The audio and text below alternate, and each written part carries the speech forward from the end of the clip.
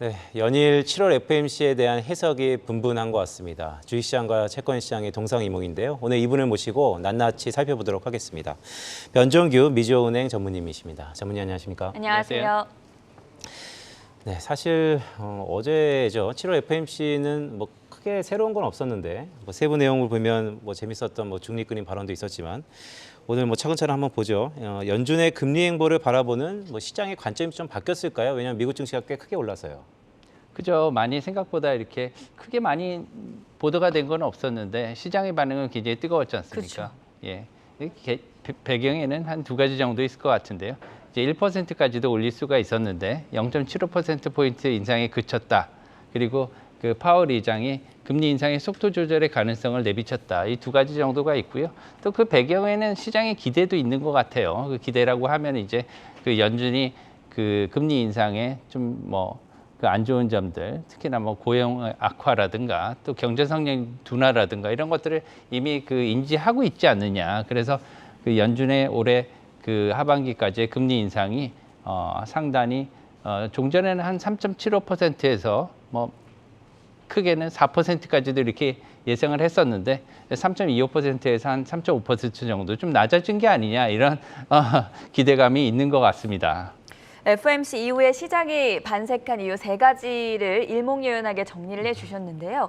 이번에 파월 연준 의장의 발언들을 좀 낱낱이 파헤쳐다 보면 페드의 기준금리 목표는 중립금리 범위다라고 밝혔습니다. 여기서 중립금리라는 게 뭔지 해설해 주실 수 있을까요? 네, 중립금리가 사실은 이게 그 움직이지 않는 금리. 예를 들면은 그 인플레이션을 우려하지도 않고 그다음에 그 디플레이션을 걱정할 필요도 없는, 그러니까 경제를 자극하지도 않고 지금은 이제 자극하고 있잖아요. 인플레이션 때문에 자극하지도 않고 또 경제를 침체시키지도 않는 이런 이론상의 금리, 그러니까 아주 그 중간적인 금리 이런 것들을 말을 하는데 실제적으로 존재하는 금리는 아닙니다. 하지만 우리 마음속에 이런 편안한 금리까지 왔다는 거죠. 네. 이제 파월 의장이 말씀하시는 거는 그렇게 왔으니까 일단은 2.5%가 통상 미국의 중립금리라고 지금 생각을 하고 있습니다, 사람들이.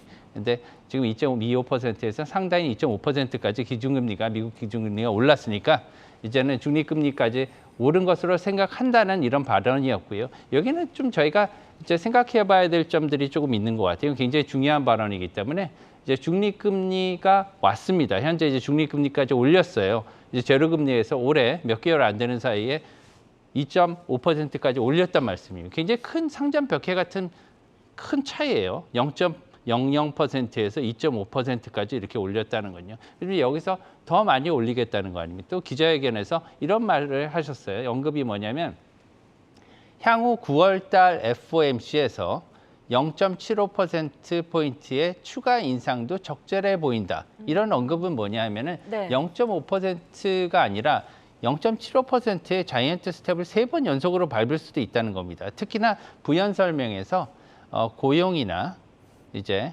여타 그 물가 상승에 대한 뚜렷한 데이터가 받침되지 않는 한 0.75%포인트를 올리는 것이 적절하다.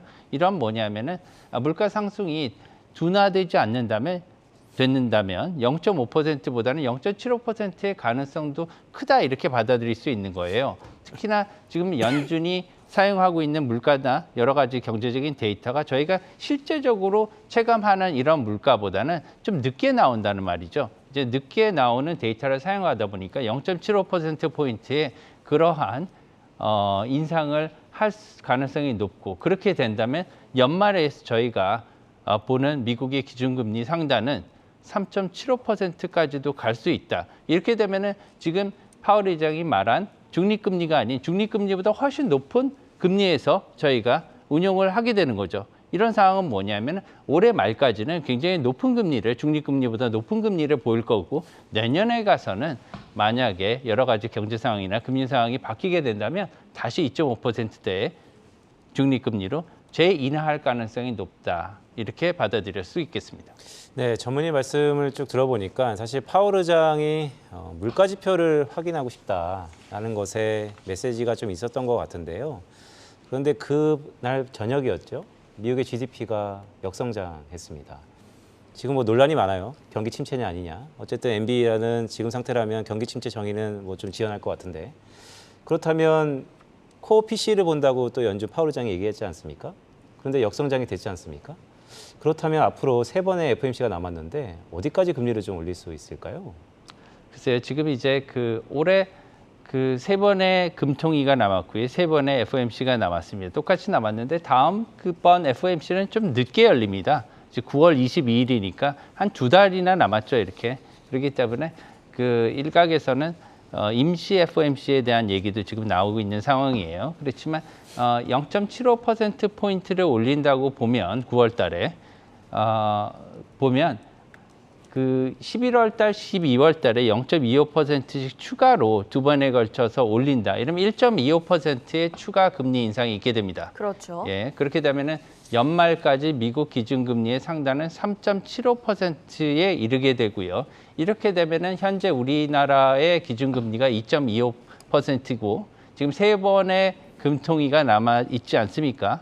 그렇기 때문에 0.25%포인트를 올리게 된다면 3%, 그래서 많게는 0.75%까지도 이렇게 기준금리의 역전의 폭이 나타나게 되는 상황이에요. 그렇기 때문에 모든 지금 시선은 한국은행, BOK로 지금 가 있게 됩니다. 그리고 특히나 다음 달에 열리는 금통위에서는 이런 이유로 인해서 0.5%의 이런 빅스텝이 이루어질 가능성이 있지 않느냐, 이렇게 조심스럽게 예상을 하고 있습니다. 네, 전무님 아까 말씀 주셨기 때문에 사실 8월 달에 금통위는 9월 FOMC보다는 좀 이르니까요. 중간에 이제 잭슨 홀이 있지 않습니까? 맞습니다. 사실 이런 시계적으로 딱 보면 그 어느 때보다도 이번 잭슨 홀이 좀 중요해 보이는데요. 맞습니다. 잭슨 홀은 어떻게 우리가 봐야 될까요? 잭슨 홀은 굉장히 중요한 회의죠. 사실은 이제 캔자스 시티 연준에서 여는 회의고요.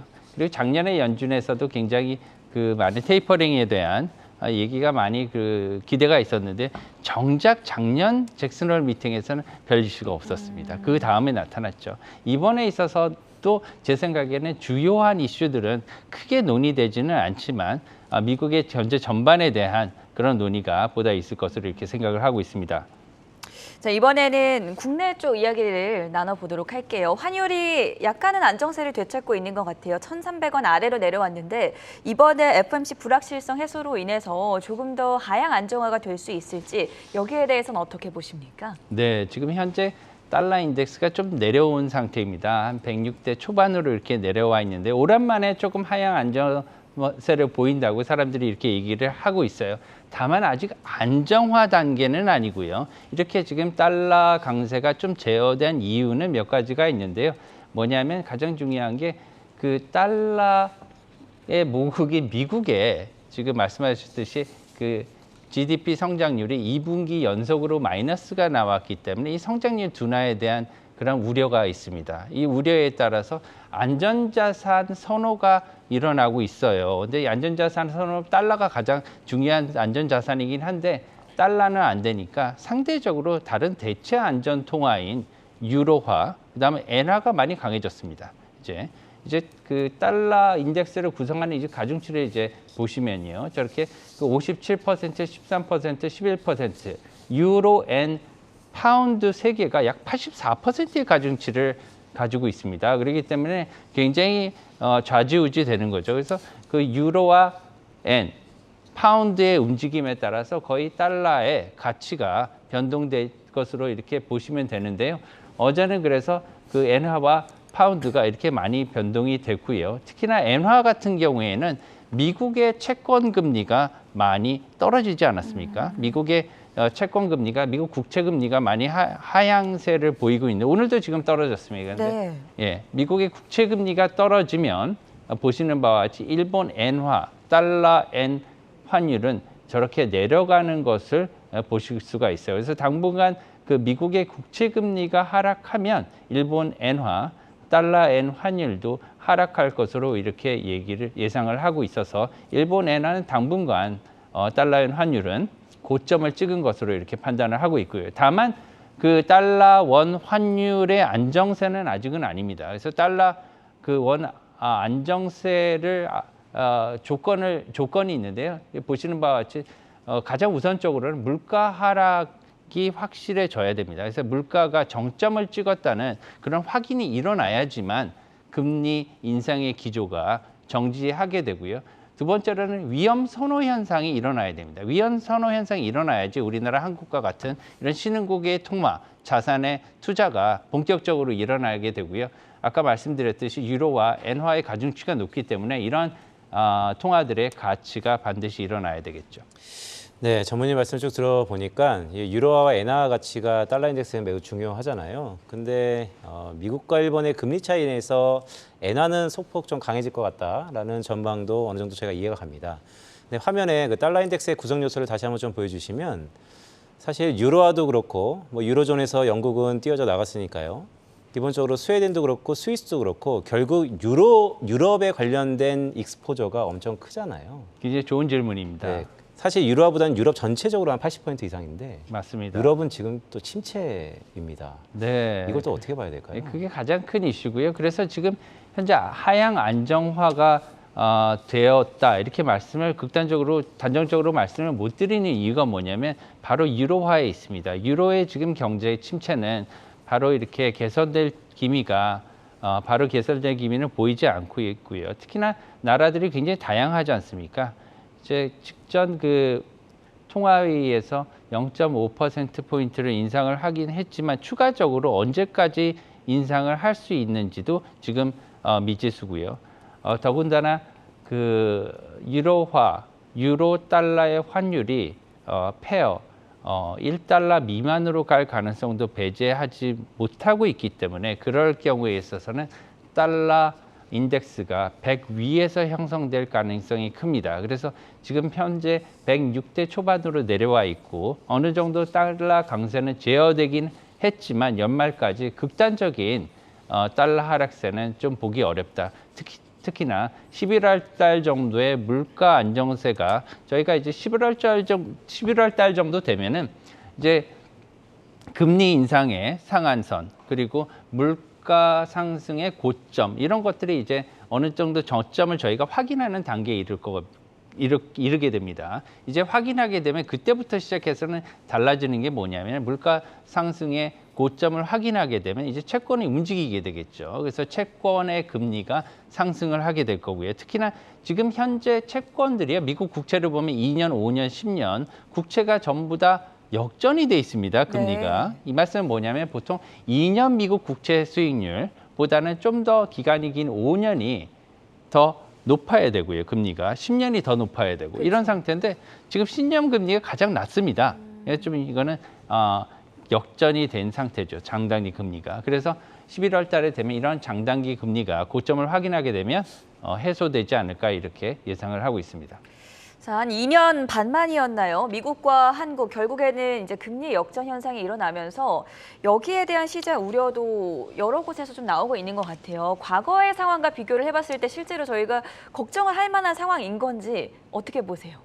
글쎄요. 사람들이 이제 펀더멘털이 강하다 이런 얘기도 하시고 하는데 일단은 펀더멘털도 굉장히 중요하지만 자본의 이동은 돈의 이동입니다. 이게 돈의 이동은 우리나라에 투자할 때 성장률 특히나 금리에 많이 영향을 받게 돼 있고요. 2018년도 가까운 2018년도의 과거 금리 역전 상황과 비교를 해보면 좀 다른 점들이 한 대여섯 가지가 있습니다. 가장 큰 차이점을 이제 몇 가지 뽑아보면 우선 달러 금리의 상단이 좀 차이가 나요.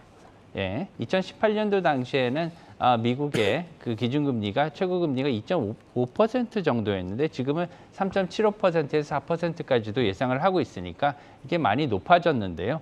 이제 미국의 금리가 상대적으로 높게 되면은 자금 유출의 우려가 그만큼 커진다고 볼 수 있겠습니다. 네. 예, 또한 당시에는 인플레이션이 대체로 CPI가 2% 내외였거든요. 근데 지금은 이렇게 높은 고인플레이션을 보이고 있고 특히나 수입 원자재 가격이 엄청 올랐지 않습니까? 지금 이것도 많은 큰 차이를 보일 수가 있고요. 무역 수지도 지금 당시에는 수년째 흑자였는데 지금은 이제 4개월째 이제 적자로 돌아선 상태이기 때문에 이러한 문제들도 이제 우리나라의 정책적인 입지, 옵션들이 많이 줄어든 상태에서 경제적인 침체를 가져올 수 있는 가능성도 있지 않을까 이런 우려 때문에 성장률 둔화의 우려가 있습니다. 그래서 이러한 성장률 둔화, 그다음에 금리의 차이, 폭의 역전의 폭이 넓어지는 거, 이 두 가지는 좀 차이가 앞으로 있게 될 것 같고요. 그런 점에서 좀 우려가 될 수 있지 않을까 이렇게 생각을 하고 있습니다. 네, 전무님이 말씀 주셨던 이 표 참 정리가 잘 돼 있는데요. 가장 큰 거는 사실 소규모 개방 경제에서 무역 수지 적자이겠죠. 네, 마지막 질문 좀 드려야 될 것 같습니다. 자, FOMC 이후에 여전히 갈피를 못 잡고 있습니다. 뭐 9월까지 확인돼야 되는 그 한 달 반여간의 기간이 너무나 깜깜인데요. 이 전략은 어떻게 좀 세워야 될까요? 글쎄요, 아까 말씀드렸다시피 우선 물가 상승의 고점이 어딘지를 확인을 해야 될 것 같아요. 이제 그것을 확인을 할 수 있어야지만 위험 자산에 대한 투자가 일어날 수 있을 것 같습니다. 특히나 외국인 투자자 같은 경우에는 위험 자산 투자를 할 때 인플레이션을 굉장히 많이 고려하는 것으로 이렇게 알고 있습니다. 그렇기 때문에 일단 물가 상승에 대한 고점이 확인이 되면은 그 이후 가을로 가면서 연말로 가면서 이런 금리의 고점도 확인할 수 있고요. 그렇게 되면은 우리가 투자에 대한 어느 그 시점을 좀 잡을 수 있지 않을까 이렇게 생각을 하고 있습니다. 네, 오늘은 미국 FOMC 이후 환율 변동 상황과 함께 시장 상황 그리고 이슈들까지 자세하게 짚어보는 시간이었고요. 지금까지 미주은행의 변정규 전무와 함께했습니다. 대단히 고맙습니다. 감사합니다.